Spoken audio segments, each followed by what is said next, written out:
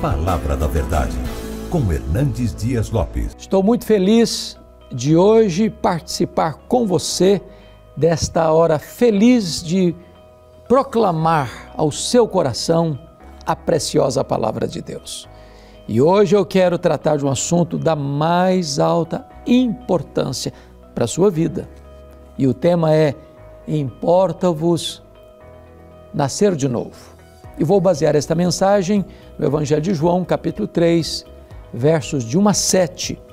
Vamos ouvir a leitura do texto. Se abrir sua Bíblia comigo, no livro do profeta Obadias. A nossa liturgia hoje está baseada neste livro e nós vamos lê-lo. Este é o menor livro do Antigo Testamento. Nós temos 4 livros na Bíblia que têm apenas um capítulo. Este livro no Antigo Testamento, Judas, 2ª de João e 3ª carta de João. Então são 4 livros pequenos, mas este é o menor do Antigo Testamento. Se você quer saber onde fica, está entre Amós e Jonas. Por ser um profeta menor e o menor dos profetas menores, às vezes ele fica um pouco escondido. Entre Amós e Jonas está Obadias. Está escrito o seguinte: visão de Obadias, assim diz o Senhor Deus a respeito de Edom. Temos ouvido as novas do Senhor, e às nações foi enviado um mensageiro que disse: levantai-vos e levantemo-nos contra Edom para a guerra. Eis que te fiz pequeno entre as nações, tu és muito desprezado. A soberba do teu coração te enganou, ó tu que habitas nas fendas das rochas, na tua alta morada, e dizes no teu coração: quem me deitará por terra? Se te remontares como a águia e puseres o teu ninho entre as estrelas, de lá te derrubarei, diz o Senhor. Se viessem a ti ladrões ou roubadores de noite, como estás destruído, não furtariam só o que lhes bastasse? Se a ti viessem os vindimadores, não deixariam pelo menos alguns cachos? Como foram rebuscados os bens de Esaú, como foram esquadrinhados os seus tesouros escondidos. Todos os teus aliados te levaram para fora dos teus limites. Os que gozam da tua paz te enganaram, prevaleceram contra ti. Os que comem o teu pão puseram armadilha para os teus pés. Não há em Edom entendimento. Não acontecerá naquele dia, diz o Senhor, que farei perecer os sábios de Edom e o entendimento do monte de Esaú. Os teus valentes, ó Temã, estarão atemorizados para que do monte de Esaú seja cada um exterminado pela matança. Por causa da violência feita a teu irmão Jacó, cobrir-te-á a vergonha e serás exterminado para sempre. No dia em que, estando tu presente, estranhos lhe levaram os bens, e estrangeiros lhe entraram pelas portas, e deitaram sortes sobre Jerusalém. Tu mesmo eras um deles. Mas tu não devias ter olhado com prazer para o dia de teu irmão, o dia da sua calamidade, nem ter te alegrado sobre os filhos de Judá, no dia da sua ruína, nem ter falado de boca cheia no dia da angústia.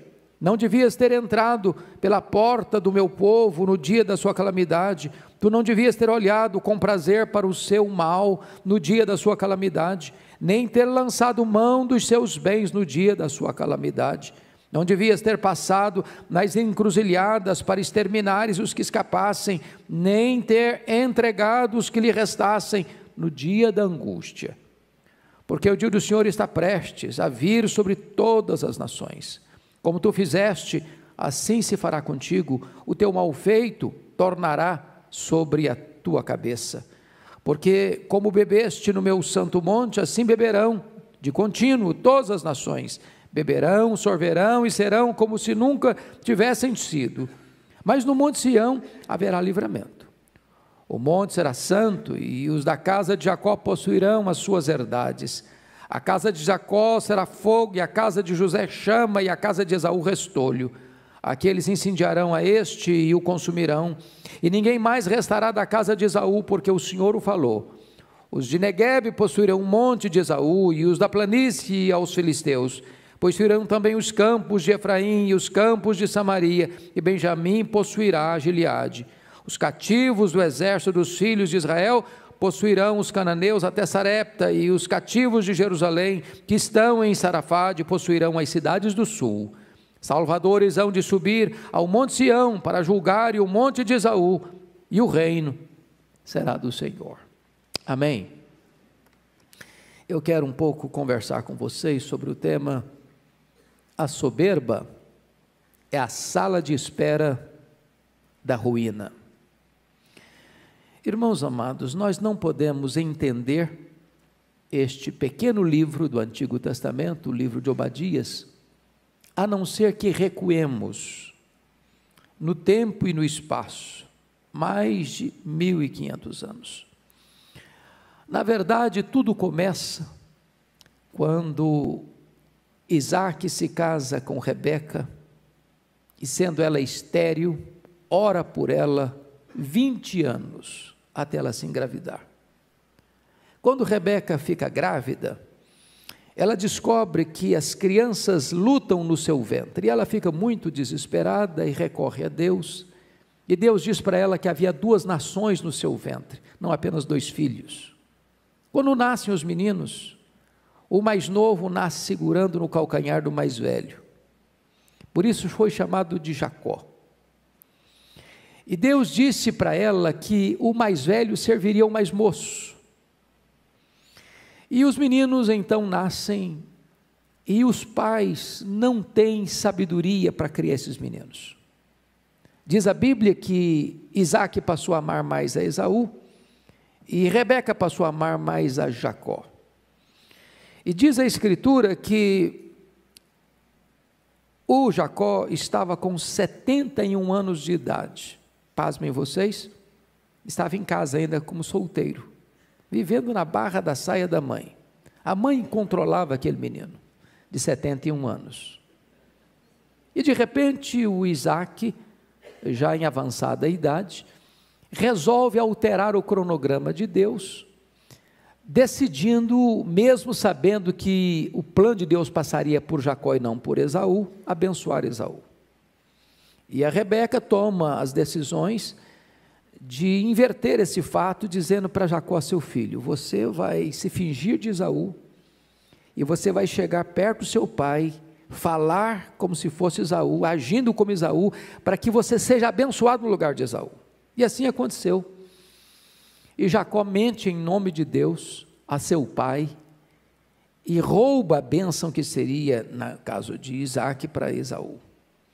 Isso cria uma fissura ainda maior na relação familiar, e diz a Bíblia que Esaú passou a odiar a Jacó, e pensou consigo, e chegou a falar: quando meu pai morrer, eu vou matar Jacó. O grande problema é que os descendentes de Esaú, os edomitas, esse povo que está sendo descrito aqui em Obadias, nunca deixou de odiar os descendentes de Jacó, nunca, nunca. Essa fissura criada dentro da casa de um homem de Deus, perdurou séculos e mais séculos. Chega a ponto de Amós, capítulo 1, versículo 11, dizer o seguinte: assim diz o Senhor, por 3 transgressões de Edom, e por 4 não sustarei o castigo, porque perseguiu a seu irmão a espada, e baniu toda misericórdia, e a sua ira não cessou de despedaçar, e reteve a sua indignação para sempre. Para sempre. Primeira lição aqui, como que nota de rodapé: nós devemos ter muito cuidado com os pequenos problemas dentro de casa, porque se eles não forem resolvidos, eles podem se tornar uma tempestade de problemas para as futuras gerações. Uma pequena fissura numa barragem pode gerar uma terrível e perigosa inundação. Quando Israel estava saindo do Egito rumo à terra prometida, diz o livro de Números, no capítulo 20, versos 14 a 21, que Moisés consulta os edomitas que habitavam na região leste do Mar Vermelho, hoje território da Jordânia, para deixar que Israel passasse por eles, passasse em paz, e pagariam até mesmo a água que os seus rebanhos bebessem. Mas os descendentes de Esaú, os edomitas, recusaram deixar Israel passar pacificamente pelo território deles. Israel teve que dar uma imensa volta por causa dessa recusa. Pois bem, meus amados irmãos, agora acontece um outro fato terrível, ainda nessa hostilidade. Quando mais tarde, lá em 586, a Babilônia está invadindo Jerusalém, saqueando Jerusalém, matando os judaítas, os descendentes de Jacó, Edom vai para as encruzilhadas, e dá vivas de alegria, dá pulos de alegria, porque os israelitas estão sendo massacrados, espoliados, e eles mesmos entram entre as pessoas que estão saqueando Jerusalém, para saquearem também no dia da calamidade de Jerusalém. E aqueles que tentavam escapar dos caldeus, dos babilônios, para fugirem, os próprios edomitas os seguravam, ou às vezes mesmo matavam, ou entregavam aos caldeus. Isso foi mal aos olhos do Senhor. Então, agora vem uma profecia contra Edom. E notem vocês o juízo de Deus no versículo 2, eis que eu te fiz pequeno entre as nações, tu és muito desprezado, porque na verdade Deus está ordenando, levantai-vos e levantemo-nos contra Edom para a guerra, e quando chega essa hora da guerra, Deus diz que você é pequeno Edom, você é desprezado Edom. Mas por quê? Olhem comigo, por que vem esse juízo? Primeiro, por causa da soberba de Edom. Versículos 3 e 4, você pode ler comigo a sua voz os versos 3 e 4, vamos lá? A soberba do teu coração te enganou, ó tu que habitas nas fendas das rochas, na tua alta morada, e dizes no teu coração, quem me deitará por terra? Se te remontares como águia e puseres o teu ninho entre as estrelas, de lá te derrubarei, diz o Senhor. Então notem vocês que a soberba nasce aonde? No coração. A soberba do teu coração te enganou. Mas notem vocês que a soberba, ela produz engano. E vejam vocês a presunção da soberba. Ó tu que habitas nas fendas das rochas, na tua alta morada, e dizes no teu coração, quem me deitará por terra? Vamos entender isso aqui. Se você tiver um dia a oportunidade de ir à Jordânia, por favor, não deixe de fazer uma visita à cidade de Petra. Petra foi o nome dado pelos conquistadores, não era Petra o nome da cidade, da capital de Edom, era um outro nome, mas os conquistadores vieram, os árabes vieram, lá no 5º século antes de Cristo. Por que eles achavam que eles jamais poderiam ser conquistados? Se você visitar Petra, você vai perceber isso. É uma região rochosa, onde tem cavernas de rocha, tem lugar que você só consegue passar com um animal, não dá para passar uma carruagem, muito grande. Então, naquela época, as cidades eram amuralhadas, e as muralhas de Edom não eram construídas por mãos humanas, a própria natureza esculpiu nas rochas aquelas muralhas. E eles, à noite, é como se eles estivessem habitando lá no meio das estrelas. Era coisa impossível, inimaginável pensar que um dia aquela cidade fosse conquistada, fosse tomada, fosse saqueada. Então a posição geográfica deles, a posição estratégica em que eles viviam, dava a eles uma falsa sensação de segurança, de inexpugnabilidade. E eles acharam, jamais nós seremos tirados daqui. Então diz a Escritura que a soberba deles enganou a eles. E olha o que Deus diz no verso 4, se te remontares como águia e puseres o teu ninho entre as estrelas, de lá te derrubarei, diz o Senhor. Ou seja, colocar o ninho entre as estrelas era exatamente a sensação que eles tinham à noite. Se você olhasse de longe para Petra, a sensação é que se misturavam as luzes da cidade com as luzes das estrelas. Então, Deus está mostrando que a soberba da posição geográfica deles, dos seus exércitos, das suas riquezas, naquela situação, dava a eles uma sensação assim: nós nunca seremos derrotados. O que vai acontecer? O juízo de Deus vem, a pilhagem de Edom é completa. Vamos ver. Primeiro, a perda total dos bens nos versos 5 e 6. Se viessem a ti ladrões ou roubadores de noite, como estás destruído, não furtariam só o que lhes bastasse? É claro, qualquer situação hoje é ainda assim. Um ladrão vai no banco, ele consegue roubar parte do dinheiro, mas não rouba todo. O ladrão entra numa casa, numa mansão, ele rouba alguma coisa, mas não consegue levar tudo. Porém, quando os invasores entraram na cidade de Edom, na capital de Edom, eles não roubaram apenas parte das riquezas, roubaram tudo, saquearam tudo, pilharam tudo. É isso que está escrito aí no versículo 5. Ele está usando duas figuras, do ladrão e do vindimador. Quando alguém vai lá vindimar, colher as uvas, ele colhe parte, mas não consegue colher cada cacho, deixa alguns para trás. O que o texto está dizendo é o seguinte: vocês estão se sentindo tão seguros na soberba de vocês, quando vocês forem saqueados, não vai ficar nada para trás, vai ser roubado tudo, vai ser tirado tudo, vai ser saqueado tudo, a perda vai ser total. Olha aí o versículo 6, como foram rebuscados os bens de Esaú, como foram esquadrinhados os seus tesouros escondidos. A soberba de fato foi a sala de espera da ruína. Aliás, a Bíblia diz isso, né? A soberba precede a ruína.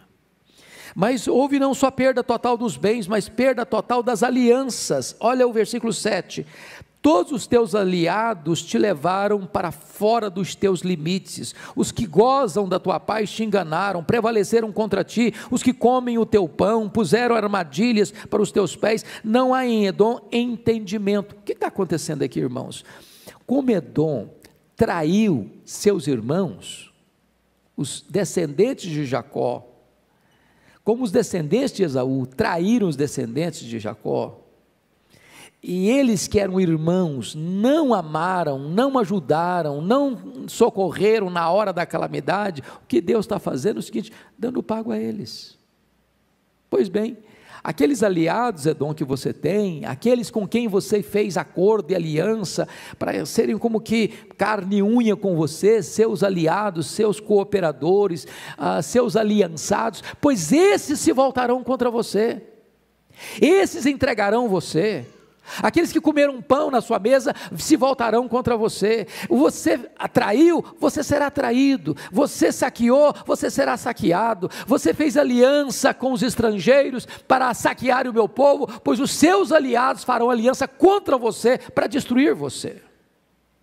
Mas tem mais. Olhem comigo, por favor, a perda total da sabedoria no versículo 8. Olha aí na parte final do verso 7, não há em Edom entendimento, não acontecerá naquele dia, diz o Senhor, que farei perecer os sábios de Edom e o entendimento do monte de Esaú? Em outras palavras, meus irmãos, eles deviam ter conselheiros, eles deviam ter pessoas sábias que davam os conselhos para eles: olha, você pode se tornar autossuficiente, muito seguro, porque você está numa região inexpugnável, a cidade está numa situação que jamais alguém poderá chegar aqui e escalar essas montanhas. É só um dia você visitar Petra e tirar algumas fotografias de lá, ou vai no Google aí, bota Petra e começa a olhar como é que eram as rochas, como é que eram as fortalezas naturais, onde aquela cidade estava.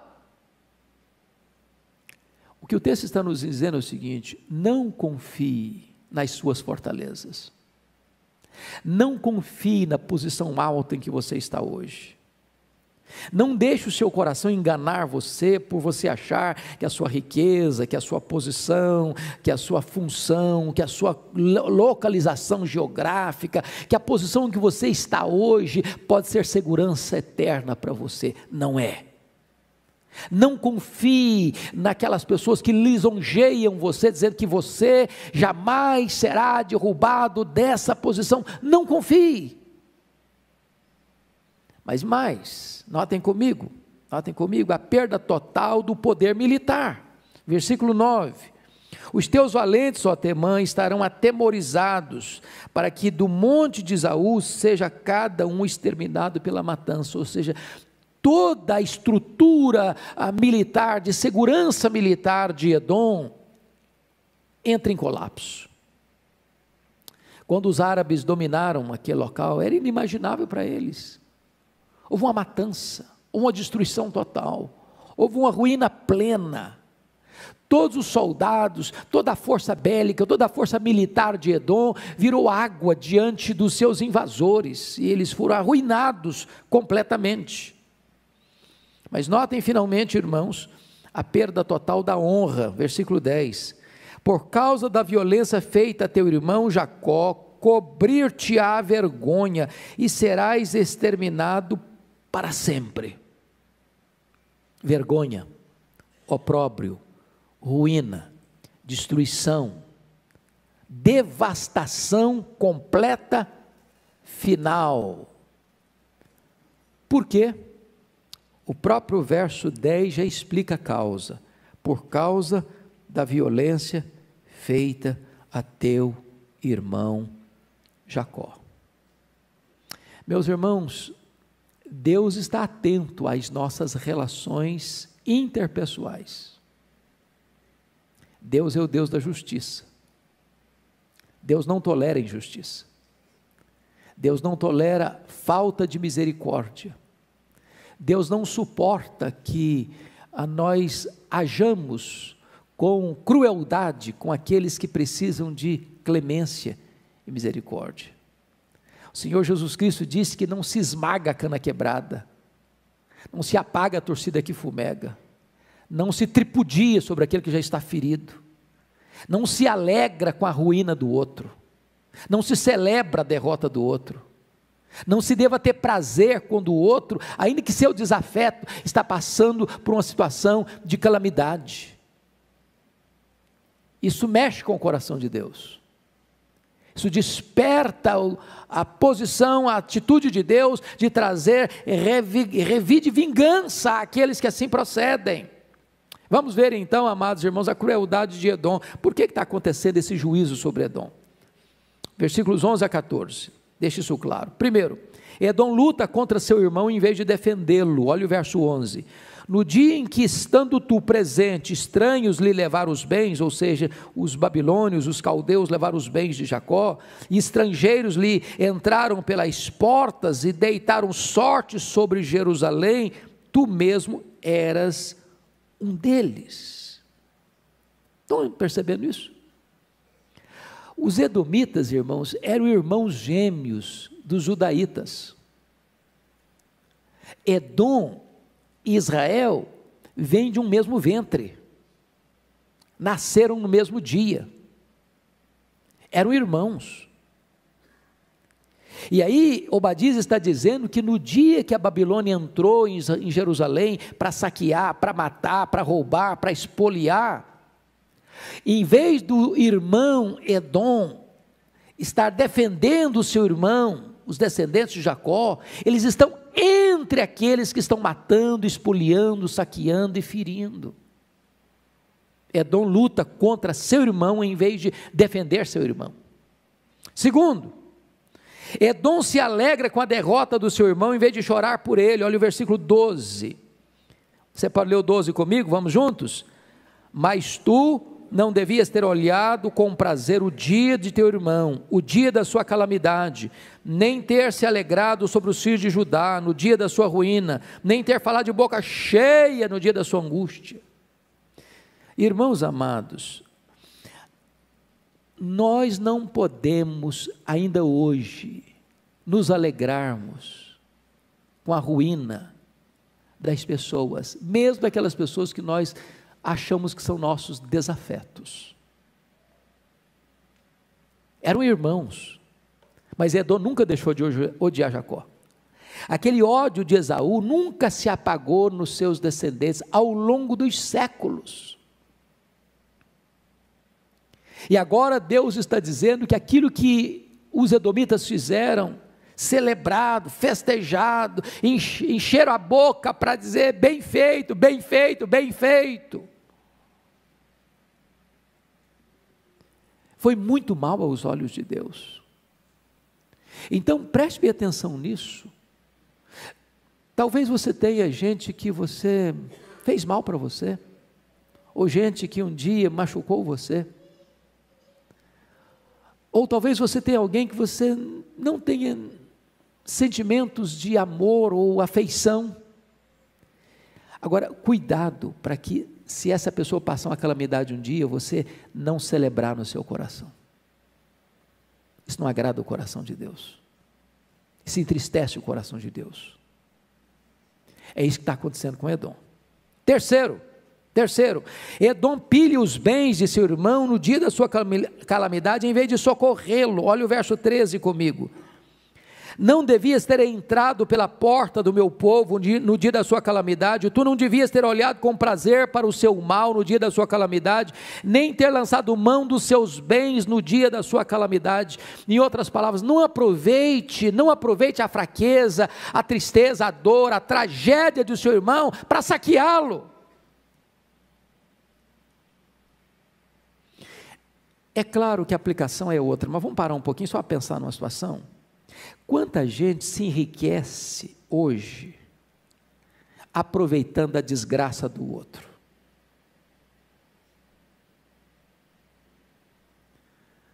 Deus diz: isso não é bom.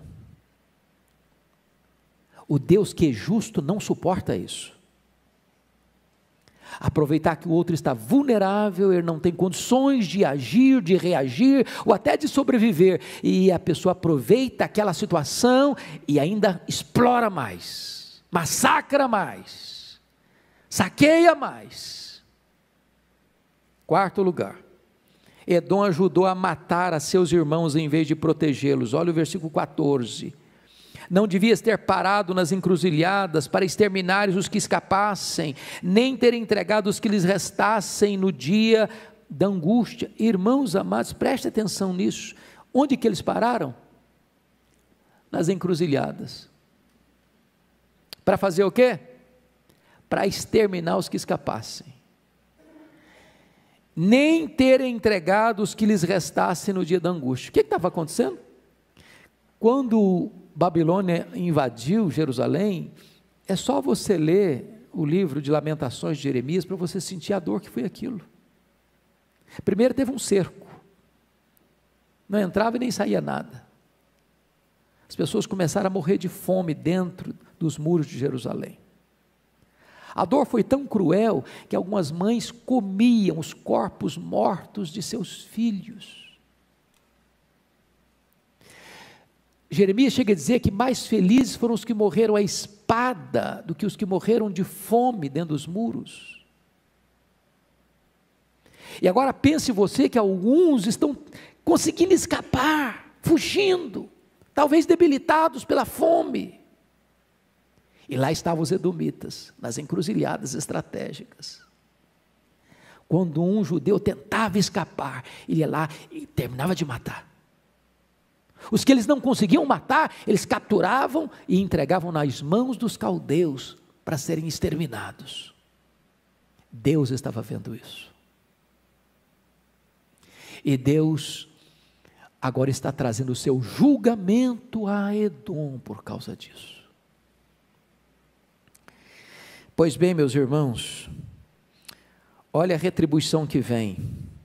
Versículo 15, a retribuição é Edom. Porque o dia do Senhor está prestes a vir sobre todas as nações, como tu fizeste, assim se fará contigo, o teu malfeito tornará sobre a tua cabeça. Você pode ler esse versículo 15 comigo, dizendo: Deus tem misericórdia de nós. Vamos ler o versículo 15? Porque o dia do Senhor está prestes a vir sobre todas as nações, como tu fizeste, assim se fará contigo, o teu malfeito tornará sobre a tua cabeça. Não é para todos nós aqui botarmos a boca no pó?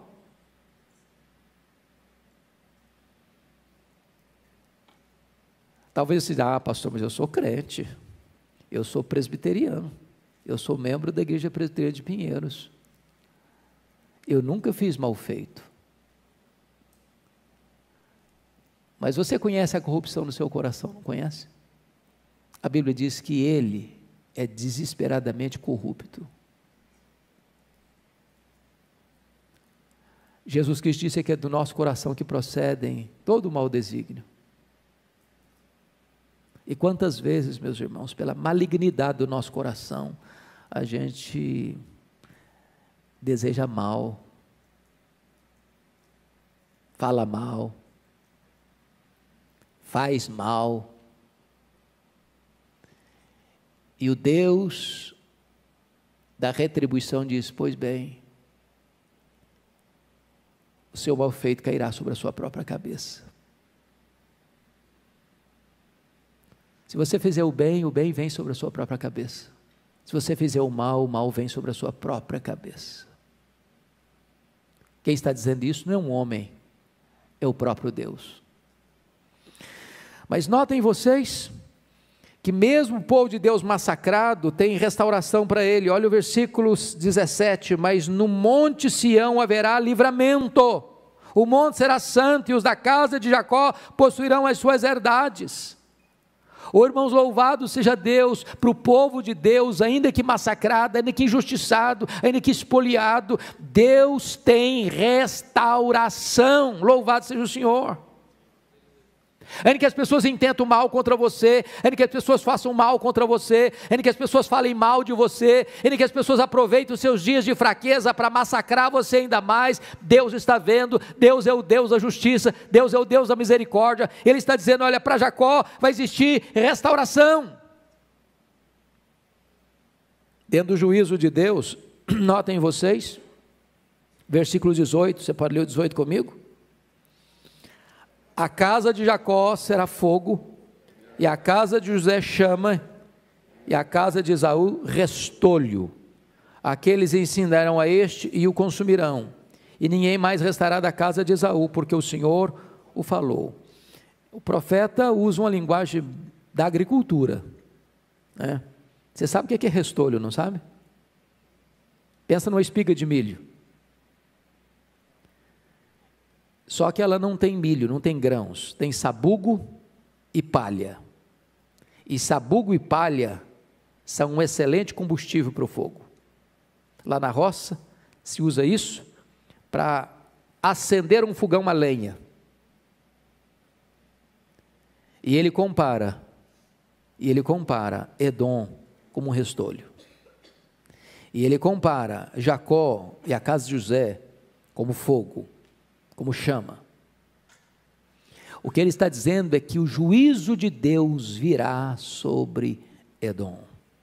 Mas eu quero concluir dizendo, amados irmãos, que a vitória do povo de Deus é certa. É o que diz o versículo 19 e 20.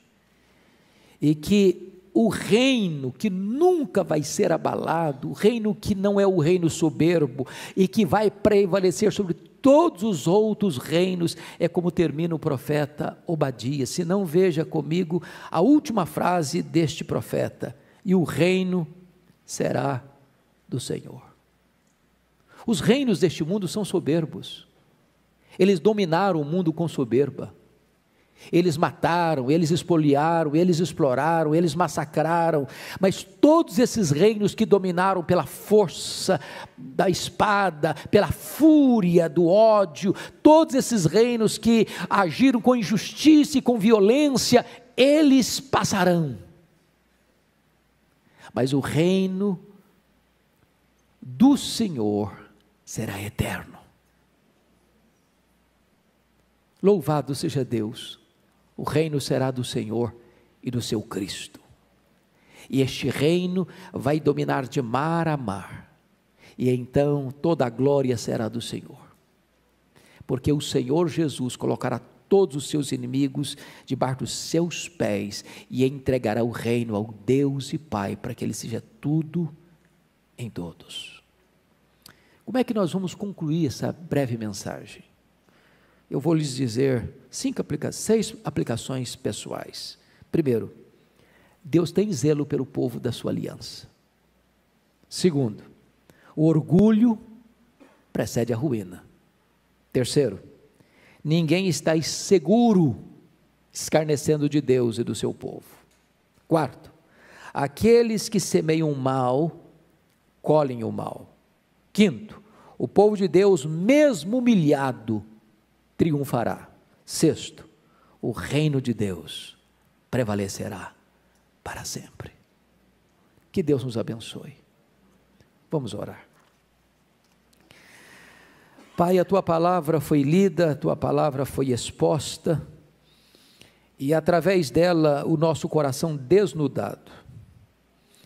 Então, Deus, nós te pedimos que Tu nos livres da soberba, que Tu nos livres da crueldade, que Tu nos livres do ódio que não se acalma, que Tu nos livres, meu Deus, de nos alegrarmos com a derrota dos outros, que Tu nos livres, meu Deus, de sermos duros de coração, a ponto de não nos sensibilizarmos nem mesmo com a tragédia que desaba sobre as outras pessoas. Tem misericórdia de nós, para que o mal do nosso coração não caia sobre a nossa cabeça. Tem misericórdia de nós, para que nós sejamos, ó Deus, um povo grato, porque Tu nos amaste, Tu nos escolheste, Tu tens nos protegido, Tu tens nos abençoado, Tu tens nos guardado, e temos a promessa de que ainda que passemos por vales e provas e grandes tribulações, Tu és o Deus da nossa restauração. Glória ao Teu nome, porque o Teu reino, Senhor, ainda que tantas vezes não percebido neste mundo, há de triunfar sobre todos os reinos da terra, e o reino será do Senhor e do Teu Cristo. Louvado seja o Teu nome, em nome de Jesus.